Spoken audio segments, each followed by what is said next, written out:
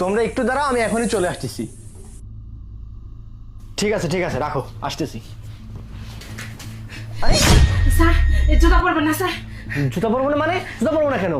Sir এই জুতার ভিতরে না ইয়া বড় বড় মোটা মোটা দুইটা সাপ ঢুকছে।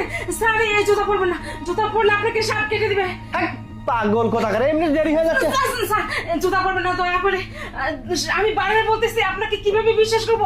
ইয়া মোটা মোটা বড় বড় দুইটা সাপ এখানে ঢুকছে স্যার। আরে তুই কি পাগল নাকি? হ্যাঁ, দিন দিন তোর বয়স হচ্ছে, সেই সাথে তুই পাগল হয়ে গেছিস। এইটুকু জুতার মধ্যে এইরকম মোটা মোটা ইয়া বড় বড় সাপ কোথা থেকে আসবে? আমার স্যার আপনার দুটা পায়ে পড়ি, আপনি জুতা পরবেন না স্যার। আমি বারবার বলতেছি এখানে সাপ আরে ঢুকছে, আমি নিজের চোখে আমার দেরি হয়ে যাচ্ছে, আমি একটা জায়গা যাচ্ছি, আমার দেরি হয়ে যাচ্ছে। যাওয়ার সময় এইসব অলক্ষণীয় কথা বলিস না তো, সর এখান থেকে। আমাকে জুতা না স্যার, আপনি দয়া করে জুতা পরবেন না। আপনার দুটা পায়ে পড়বে, আমাকে একটু বিশ্বাস করুন। আমি নিজের চোখে দেখছি স্যার, এখানে দুইটা সাপ ঢুকছে, দুই জুতায় স্যার। তুই কি আরে কি হয়েছে?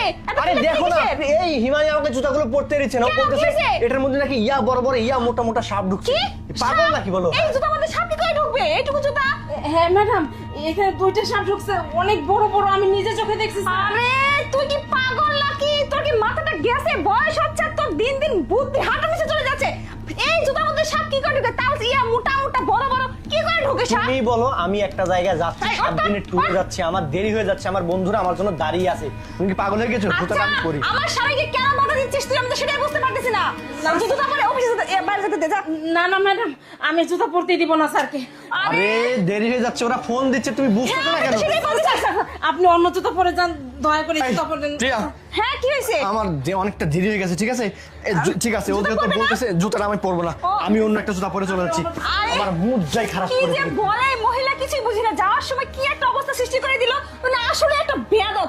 আচ্ছা আচ্ছা যাই ঠিক হোক। আছে, ও চিল্লাচিল্লি করো না, আমার দেরি হয়ে যাচ্ছে, তোমরা সাবধানে থেকো, ঠিক আছে? আচ্ছা ঠিক আছে, আমি ভালো চলে করে যাও। যাচ্ছি, ঠিক আছে? আচ্ছা ঠিক আছে। এই কি বলিস তুই? এই জুতার মধ্যে সাপ কোথা থেকে আসবে? হ্যাঁ ম্যাডাম, আপনি বিশ্বাস করুন, আমি ওখানে আয়নাটা মুছতেছিলাম আর দেখি সুপা থেকে দুইটা মোটা মোটা সাপ এসে দুই জুতার ভিতর ঢুকছে। তোর মাথায় না ঘিলু নাই? সারাদিন তো একটা কাজ করিস না, খালি আজে বাজে চিন্তা নিয়ে মাথার মধ্যে ঘুরিস, তাই না? এই তোকে কি দেখতে বলছে যে সাপ কোথায় ঢুকছে না ঢুকছে? তুই কোথা থেকে এসব মানে চিন্তা ভাবনা তোর মাথায় কোথা থেকে? আমি তো কিছু বুঝি না।